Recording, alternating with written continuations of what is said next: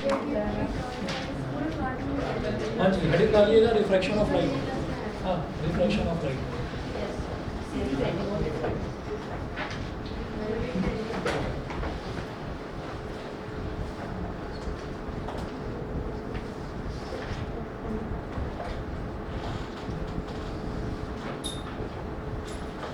Refraction of light. देखिए जो ये होता है ना आपका रिफ्लेक्शन में क्या होता है, the bouncing back of light when it strikes on a smooth and polished surface, उसको तो रिफ्लेक्शन बोलते हैं। रिफ्लेक्शन में क्या होता है कि लाइट एक सरफेस पे टकराएगी, टकरा कर वापस आएगी। रिफ्लेक्शन वो तो होता है मिरर में, और रिफ्रैक्शन होता है ग्लास में। ग्लास में मतलब जिसमें लाइट रे आर पार निकल जाए। तो जब लाइट रे एक जगह से आती है और दूसरी जगह चली जाती है, एक मीडियम से आई दूसरे मीडियम में चली गई, तो वो लाइट रे ना बेंड होती है थोड़ा बहुत, मतलब स्ट्रेट नहीं जाती, थोड़ा बहुत बेंड हो जाती है। तो वो जो बेंडिंग है ना, उसी को हम रिफ्रैक्शन बोल देते हैं। लिखिए ना, the change in direction of light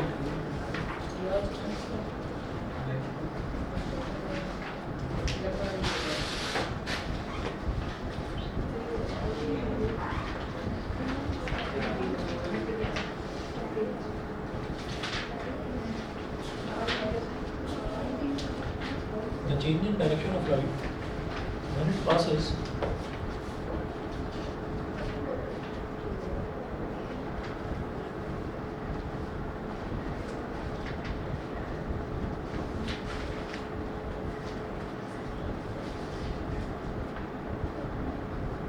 the change in direction of light when it passes from one medium to another obliquely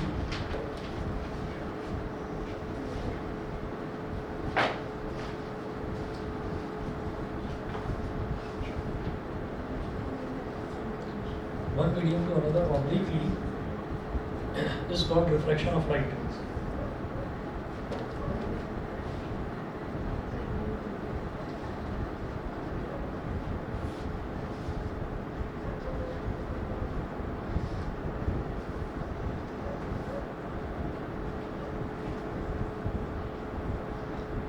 इस कॉल्ड रिफ्रैक्शन ऑफ लाइट। जैसे मान लीजिए इस रूम में यहाँ पर एक जगह हमारे पास एक शीशा रखा हुआ है, बड़ा सा शीशा रखा हुआ है, इधर मेरे हाथ में एक टॉर्च है और मैं टॉर्च से स्ट्रेट लाइट उस पर पास करवाता हूँ। तो स्ट्रेट लाइट अगर मैं पास करवाऊंगा तो स्ट्रेट लाइट तो ऐसे ही पास ऑन कर जाएगी, ठीक है। लाइट उस पर स्ट्राइक करेगी और सीधी की सीधी निकल जाएगी। लेकिन अगर हम ऑब्लिकली का मतलब क्या है कि हम टेढ़ी लाइट स्ट्राइक करवाते हैं, यानी कि एट एन एंगल हम स्ट्राइक करवाते हैं लाइट। जैसे ये ग्लास का एक पेन है, ग्लास पेन समझ लीजिए कि ग्लास है, ग्लास की एक वॉल है और इस पर मैंने यहाँ पर एक टॉर्च रखकर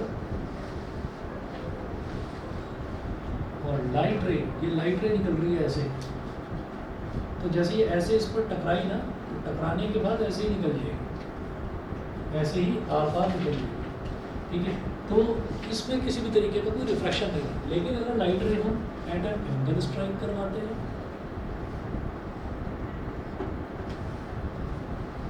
ऐसे,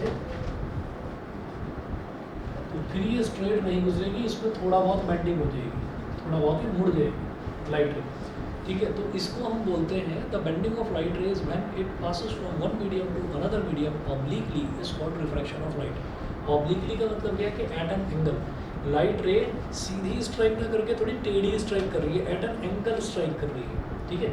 अभी और डायग्राम बनाकर भी देखेंगे कि जब भी कभी कोई लाइट रे एक मीडियम से, एक मीडियम क्या हो गया हमारे पास एक, अच्छा और भी दूसरा इसका एग्जांपल देखिए। दूसरा एग्जांपल ये है कि आप एक कांच का ग्लास लीजिए, कांच के ग्लास में पानी भर लिया हमने, तो और हमने हाथ में एक पेन ले लिया, एक पेंसिल ले लिया। अब उस पेंसिल को हमने उसके अंदर डिप कर दिया और फिर हम उसको देखेंगे तो हमको साफ साफ अब दो मीडियम नज़र आएंगे। मीडियम का मतलब क्या है, फॉर एग्जांपल हम ऐसे चल रहे हैं, तो हम कहाँ चल रहे हैं, हवा में चल रहे हैं, हमारे आसपास चारों तरफ हमको किसने घेर रखा है, एयर मॉलिक्यूल्स ने। तो हम एटमॉस्फेयर में चल रहे हैं, एयर मॉलिक्यूल्स में चल रहे हैं, ठीक है। हमारा कदम ज़मीन पर पड़ रहा है, यानी कि सॉलिड में पड़ रहा है, लेकिन हम सॉलिड के अंदर नहीं एंटर कर सकते हो, ठीक है। कोई तरीका है ऐसा कि पैर मार दे दीवार के अंदर, पैर ही घुस जाए, हाथ मार दे दीवार में हाथ घुस जाए, ऐसा कोई तरीका नहीं है, ठीक है। या चलो कोई ऐसा तरीका हो गया, तोड़ ताड़ के दीवार के अंदर घुस गए, अब दीवार पर दीवार चली जा रही है, एक के बाद एक के बाद एक दीवार है, इतनी मोटी दीवार है, ठीक है। तो अब हम चाहते हैं कि हम इस दीवार में से निकल जाए, ऐसे हाथ निकल नहीं सकते, क्योंकि वो सॉलिड है। हाँ, अब ये सोचिए कि हमें ऑक्सीजन का सिलेंडर हमने लगा रखा है और हम पानी स्विमिंग पूल में अंदर डूब चुके हैं, ठीक है। स्विमिंग पूल में चल सकते हैं, तो स्विमिंग पूल में अब हम चल सकते हैं, चलते जाए थोड़ा धीरे धीरे धीरे, थोड़ा टाइम लगेगा। तो हमारा जो मोशन है, हमारा मोशन छोटे छोटे जो पार्टिकल्स हैं वो स्टॉप करते हैं। अगर हम हवा में चलेंगे और बहुत तेज़ हवा चल रही है, एक फ़ैन चल रहे हैं बड़े बड़े, है ना, तो हमारे कपड़े भी उड़े जा रहे हैं, तो हमें बड़ा ताकत लगानी पड़ेगी चलने के लिए, ठीक है, लेकिन हम चल पाएंगे, ईजिली चल पाएंगे। वही सोचिएगा कि हम कहीं नदी में फंसे हुए, नदी के मतलब नदी का बहाव हमारी तरफ है, जो स्ट्रीम है, जो उसकी डायरेक्शन है पानी की, वो हमारी तरफ है। हम कितनी भी ताकत लगाएं, कितना भी जोर लगाएं, पानी हमको दूर फेंक ही देगा, ठीक है। और ये बेकार की बात है कि हम सॉलिड में चल सकते हैं, सॉलिड में चल ही नहीं सकते, आपको टक्कर लग जाएगी जाकर, ठीक है। तो हमारे पास 3 तरीके के मीडियम होंगे, सॉलिड होगा, लिक्विड होगा और गैस होगा। तो ये तो हमने फिजिकल ऑब्जेक्ट की बात करी जो कि हम है, ठीक है, फिजिकल ऑब्जेक्ट की बात करी जो कि हम है। बॉल ली हमने, क्रिकेट खेलते हैं लेदर की बॉल से, लेदर की बॉल को मारा दीवार में, चल पे दीवार के अंदर घुस के आर पार निकल जाए, नहीं निकलेगी वो, ऐसे थोड़ी चली जाएगी, ठीक है।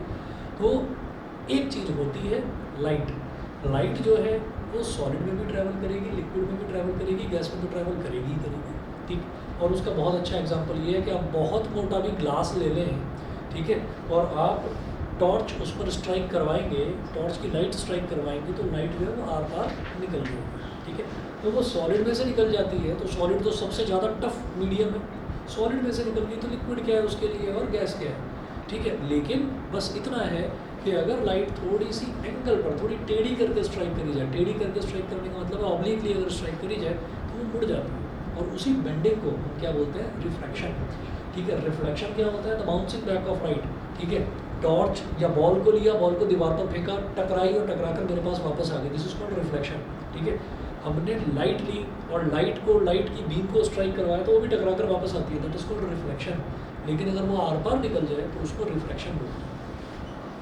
इसके बाद आप यहाँ पर एक डायग्राम बनाएंगे, हेडिंग डालिएगा रिफ्रैक्टिंग ग्लास स्लैब।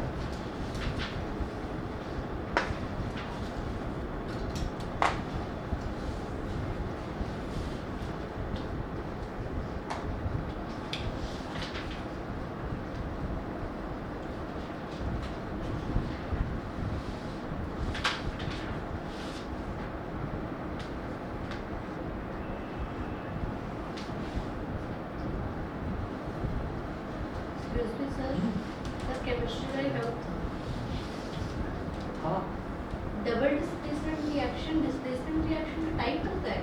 नहीं एक नई मैम आई थी, उन्होंने बताया है ना, सिंगल, नॉर्मल और डबल डिस्प्लेसमेंट। और फिर जब मैंने उन्हें क्वेश्चन किया कि मैम ये तो है ही नहीं गई, फिर वो मुझे डबल डिस्प्लेसमेंट खोल के दिखा रही है, कह रही है ये देखो ये इसका टाइप लिखा है, और डिस्प्लेसमेंट रिएक्शन तो बोल रही है simple displacement reaction. Single, simple, simple नहीं सिंगल बोलो ना। उन्होंने 3 टाइप लिखे थे, सिंपल, सिंगल, डबल। पढ़ा रही थी। डिस्प्लेसमेंट रिएक्शन जो है ना, उसको सिंगल डिस्प्लेसमेंट तो बोल देते हैं डिस्प्लेसमेंट को, है ना। और डबल डिस्प्लेसमेंट में ये है कि 2 आयन डिस्प्लेसमेंट होते हैं।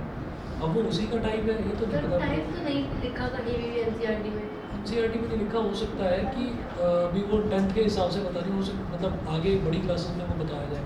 कई चीज़ों में ऐसा होता है कि हमारे लेवल तक तो वो चीज़ नहीं पता। और डबल डिस्प्लेसमेंट में ना चेंज ऑफ आयन्स होता है, एक्सचेंज ऑफ आयन्स होता है डबल डिस्प्लेसमेंट। और सिंगल डिस्प्लेसमेंट में तो देखा जाता है कौन ज़्यादा रिएक्टिव है, कौन कम रिएक्टिव है। हो सकता है सही कह रहे हैं, मुझे तो मैंने नहीं सर उनको पढ़ा। समझ में नहीं आया था। एलिमेंट्स बोल रही थी, एलिमेंट्स, एलिमेंट्स, ये वही बोलते हो, डिस्क्राइब एलिमेंट्स को एलिमेंट्स, जिंक को जिंक। हाँ चलो कोई नहीं। हमें जो फिजिक्स, हमें जो साइंस पढ़ाते थे ना सर, वो इलामेंट बोलते थे, है ना। तो इलामेंट तो बिल्कुल ही अजीब सा है। चलो ठीक है। के साथ मैं क्लास 10 में पढ़ती हूँ, क्लास 10 में हो आप? क्लास 10 में पढ़ती हूँ अच्छा, उनके class हिसाब से। अरे चलो, इससे ना एक बड़ी मतलब काम की चीज़ याद आई कि जैसे ये होता है ना, ये आई एक्स,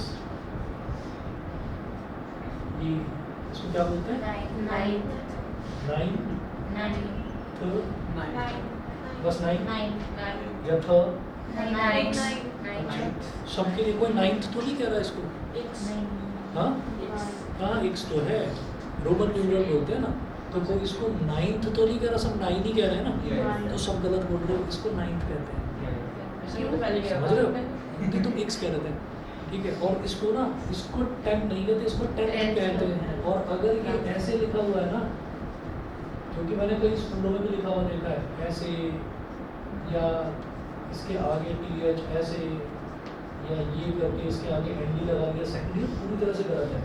जब भी कभी हम ND, TH, RD ये सब कुछ लगाते हैं ना, तो वो नॉर्मल नंबर्स के आगे लगाते हैं, मतलब 1 है ना, तो 1 के आगे ST लगाएंगे, तो ये न्यूमेरिक 1 है, रोमन न्यूमरल वाला नहीं।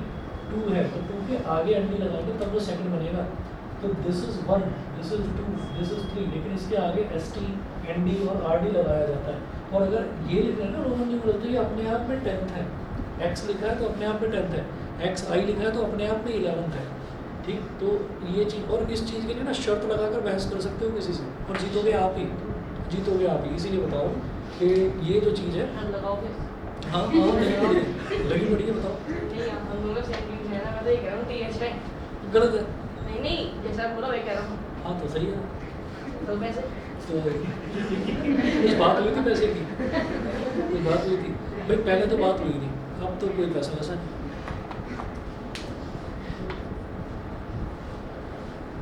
चलिए जी, अब मैं आगे चलता हूँ refracting glass slab.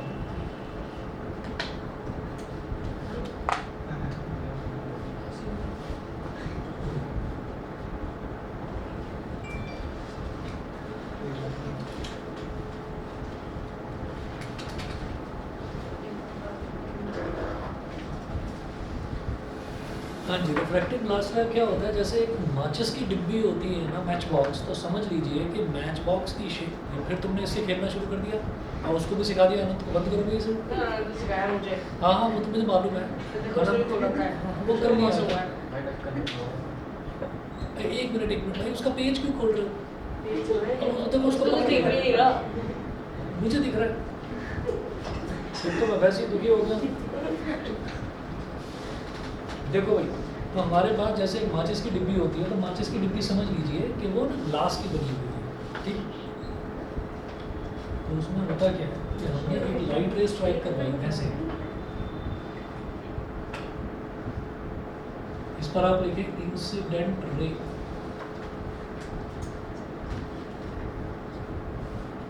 Incident ray, हमने एक लाइट रे स्ट्राइक करवाई, इसको हमने बोला इंसिडेंट रे।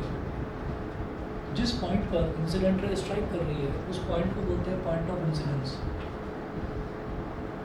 हमने अगर एक परपेंडिकुलर ड्रॉ कर दिया, दिस इज कॉल्ड नॉर्मल, ठीक है। अब इंसिडेंट रे नॉर्मल के साथ जो एंगल बनाती है उसको बोलते हैं एंगल ऑफ इंसिडेंस। अब क्या हुआ कि अब लाइट रे जैसे सीधी सीधी जा रही थी, एयर में जा रही थी, अब एयर में ना जाकर अब एयर से कहाँ एंटर कर रही है, ग्लास में, ठीक है। तो ये हो गया ग्लास, एयर से लाइट रे आ गई ग्लास में। तो ये ना, अगर मीडियम चेंज ना होता, अब मीडियम चेंज हो रहा है, एयर से ग्लास में जा रही है, अगर मीडियम चेंज ना होता तो ये ऐसे सीधी चली जाती, ये ऐसे सीधी चली जाती, लेकिन मीडियम चेंज हो गया। तो खुद सोच कर बताइए कि किसी भी चीज़ की, अगर कोई चीज़ एयर में ट्रैवल कर रही है, उसको लिक्विड में जाना पड़ जाए, उसकी स्पीड थोड़ी कम होगी, ऐसे होगी। अगर हम एयर में बैठे हुए ऐसे ताली बजा रहे हैं तो फटाफट ताली बजा सकते हैं, और वही अपना दोनों हाथ स्विमिंग पूल के अंदर डुबाओ और फिर ताली बजाने की कोशिश करो, तो 2 या 3 ताली बजा कर थक जाओगे और आवाज़ भी नहीं आएगी उतनी देर। जरूरत नहीं है स्विमिंग पूल तक जाने की, बाल्टी में भी करके देख सकते हैं, ठीक है। तो आपको पता चल जाएगा कि उतनी ज़्यादा ताकत से जितनी आप एयर में फटाफट ताली बजा रहे हो वैसे नहीं बजा सकते। और सॉलिड में तो हाथ ही नहीं घुसेगा, ठीक है। बता दो कोई भास्कर कोई तरीका है? नहीं, थोड़ा रोलिंग करके कुछ पता चलेगा।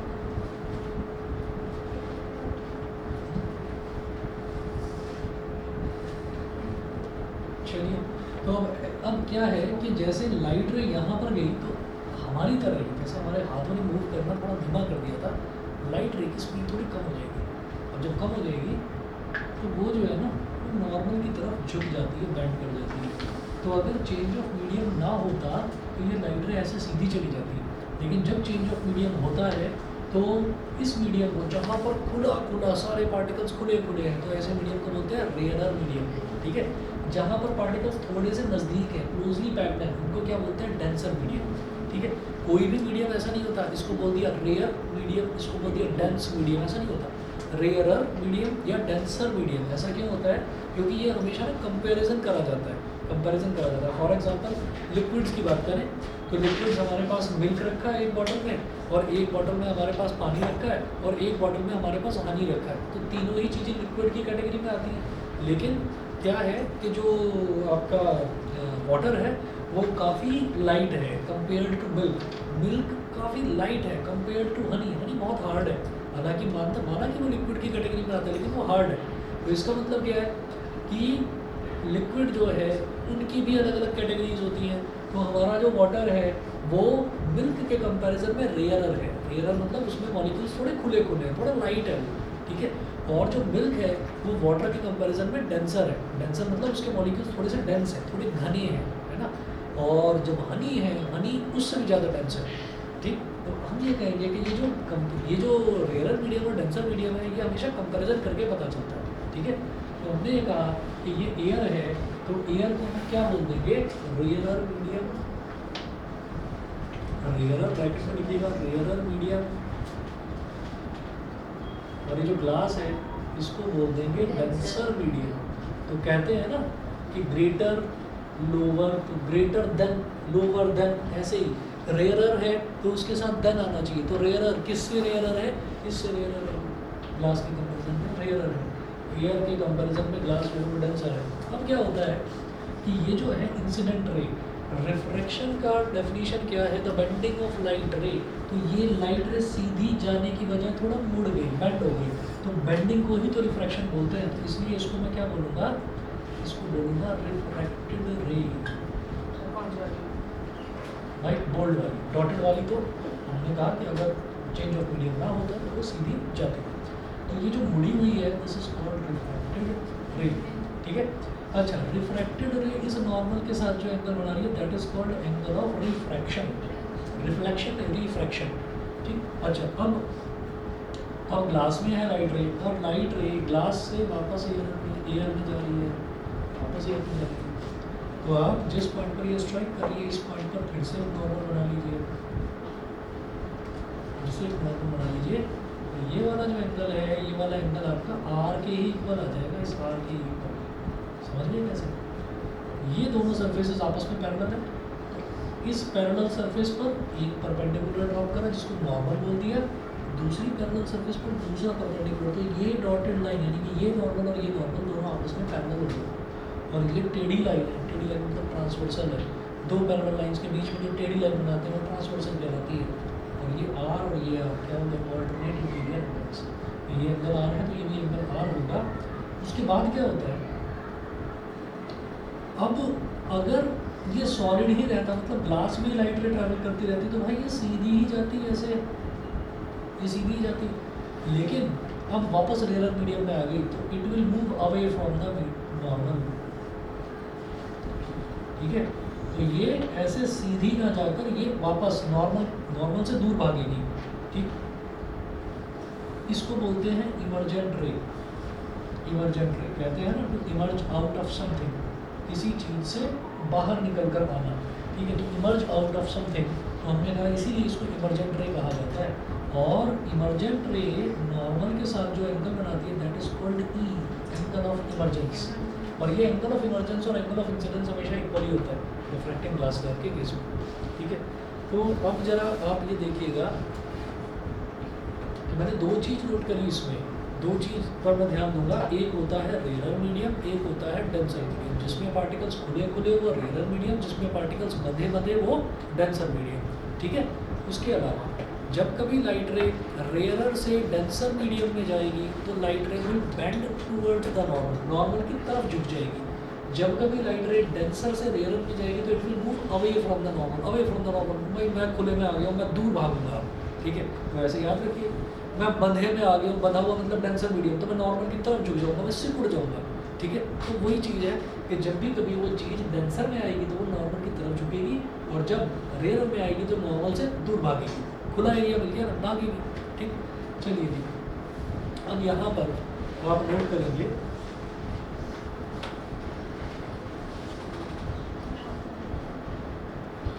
द एंगल ऑफ इमरजेंस आई, ऐसे लिखना, where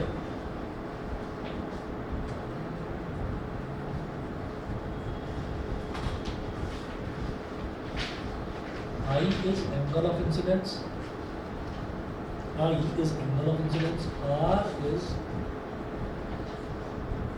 angle of refraction, and E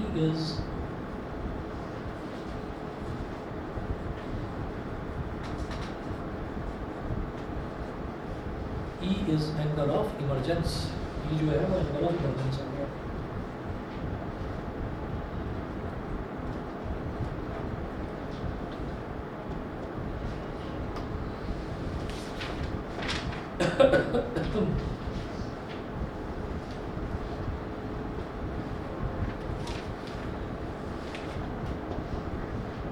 अब नेक्स्ट हेडिंग डालेंगे कॉज ऑफ रिफ्रैक्शन। रिफ्रैक्शन होता ही क्यों?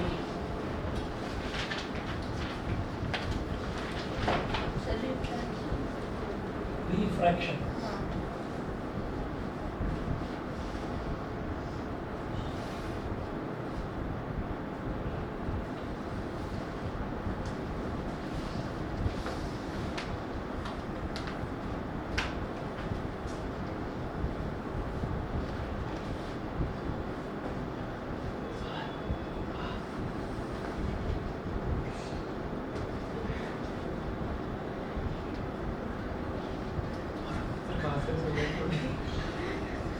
हाँ भाई,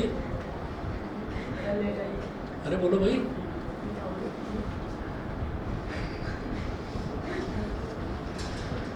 यार तुमने कैच गलत करा इसको ना, इसकी इन्वर्टेड इमेज बननी चाहिए थी यार।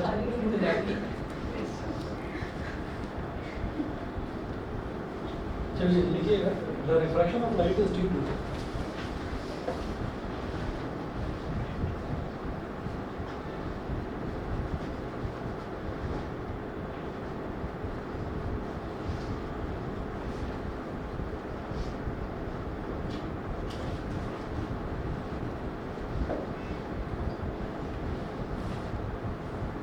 due to the is due to the change in the speed of light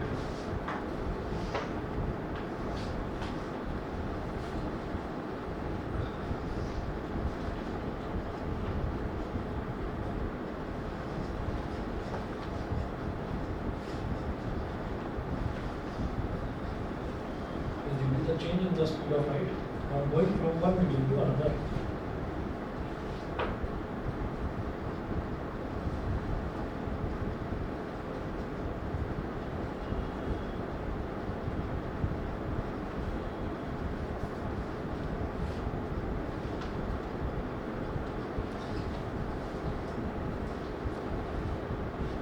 Next लिखेंगे greater the difference in the speeds of light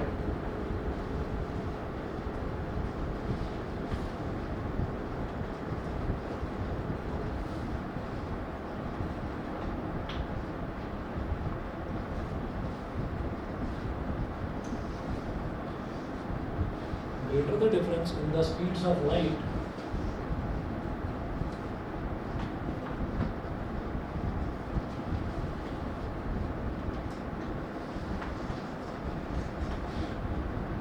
the speeds of light in the two media, media समझते हैं?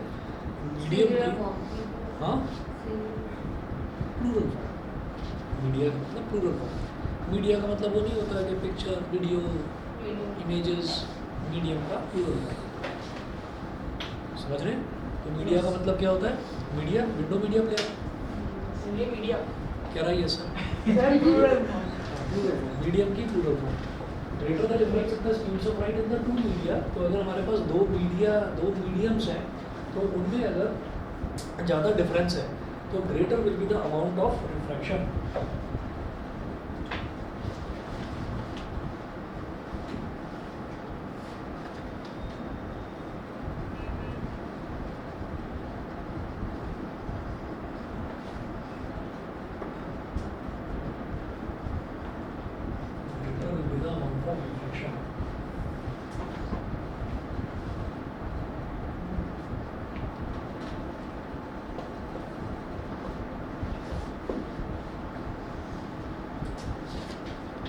Next लिखेंगे optically rare medium and optically denser medium, heading डालेंगे optically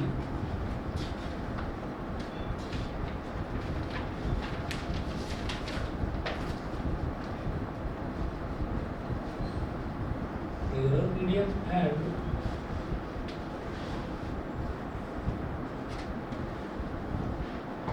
optically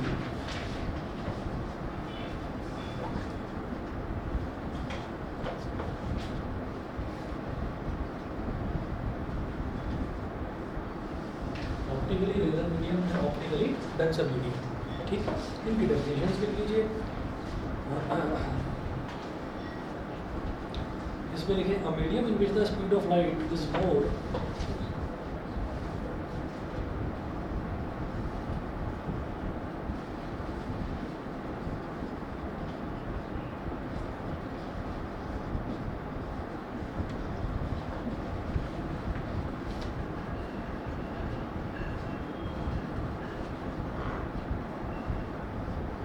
medium in which the speed of light is more is known as optically rare medium.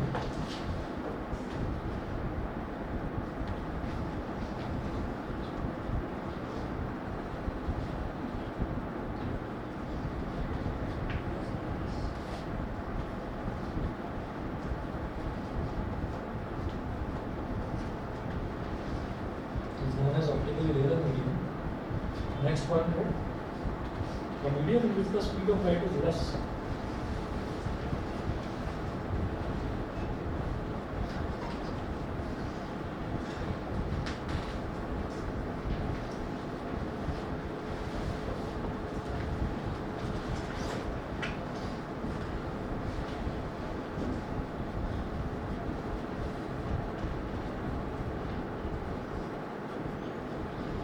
Is known as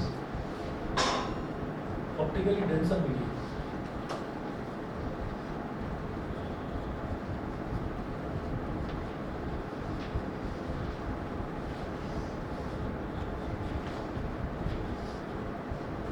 Is known as optically denser medium. तो जहाँ पर speed of light खूब अच्छी है ना, तो उसको हम क्या बोलेंगे ऑप्टिकली रेयर मीडियम। क्यों? क्योंकि वहाँ पर उस मीडियम के जो पार्टिकल्स हैं, जो मॉलिक्यूल्स हैं, वो खुले खुले हैं, तो वहाँ पर जो स्पीड है लाइट की वो खूब बढ़िया होगी। और जहाँ पर स्पीड ऑफ लाइट कम होगी तो वो कहाँ पर होगी, जहाँ पर पार्टिकल्स बहुत नज़दीक हैं, यानी कि क्लोजली पैक्ड है, तो उसको हम ऑप्टिकली डेंसर मीडियम बोल देते हैं। नेक्स्ट लिखे हैं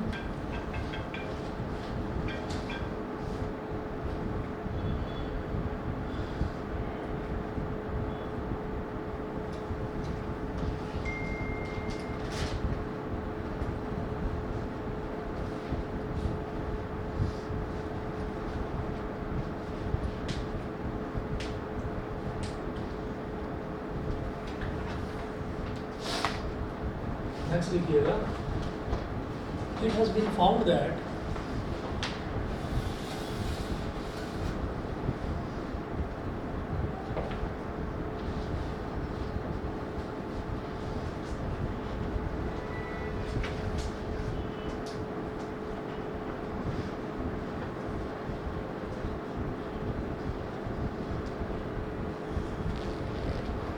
it has been found that first लिखें when a ray of light goes from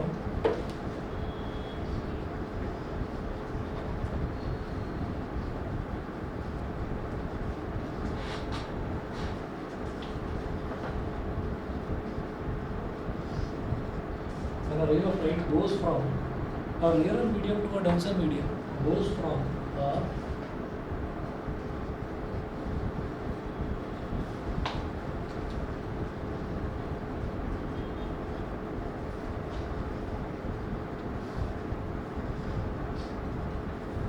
goes from a rarer medium to a denser medium, it bends towards the normal.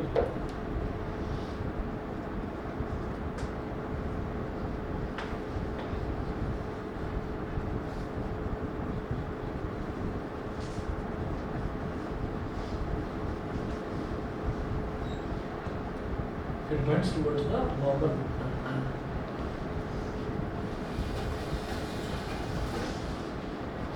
Next again. When a ray of light goes from a denser medium to a rarer medium,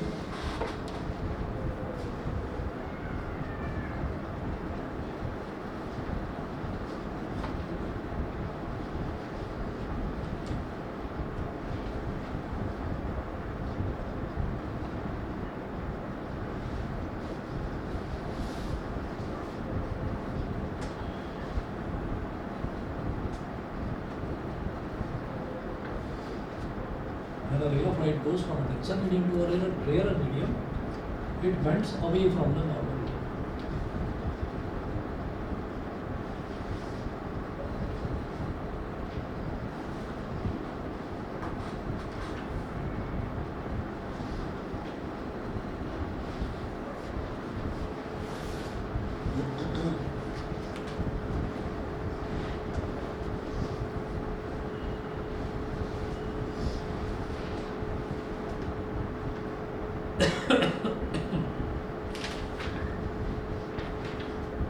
ये चीज़ समझ में आ गई ये मैंने आपको बता भी दिया था कि अगर कोई रे ऑफ लाइट रेयर से डेंसर में जा रही है तो ये वैसे तो सीधी जाती है लेकिन मुड़ गई नॉर्मल की तरफ, इस नॉर्मल की तरफ बेंड कर गई।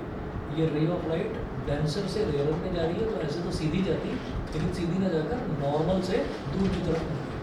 ठीक, तो ये होता है आपका रेयर मीडियम और डेंसर मीडियम का फर्क। ठीक है, उसके बाद एक और चीज़ लिखेंगे नेक्स्ट, एक छोटी सी हेडिंग डालिएगा, the case of light falling normally on glass slab.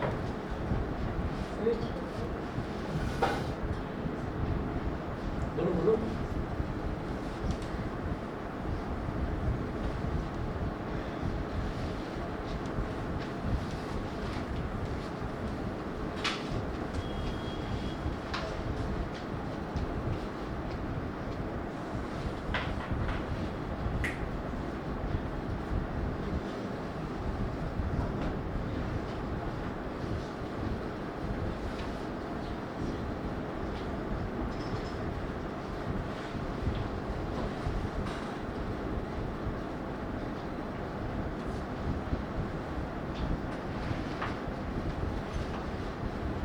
Sir topic का नाम तो बता। Case of light falling normally on glass slab. क्या सर टॉपिक का नाम तो बता। टॉपिक का नाम तो पढ़ा। बहुत बड़ा है सर, आप गए थे बहुत छोटा था। अरे बेवकूफ़, टॉपिक छोटे का मतलब ये नहीं है कि उसकी लेंथ छोटी है, इधर टॉपिक जरा सा है। क्या किधर से रोका गलत तुमने इसको ना, पकड़ा गलत इसको, लुढ़कने देना। गिरा नहीं गिराओ तो मत यार, कोई बात नहीं। लिखिएगा, if the incident ray falls normally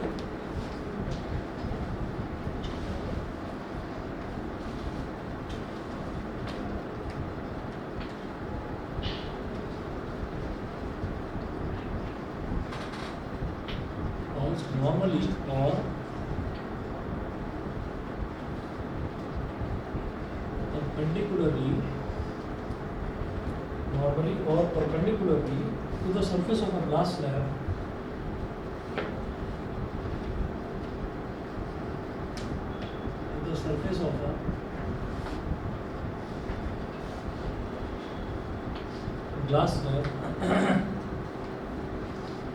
then there is no bending of the ray of light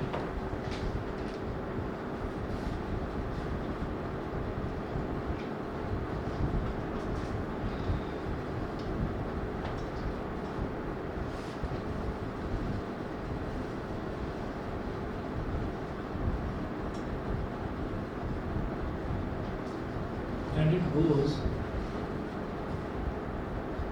straight.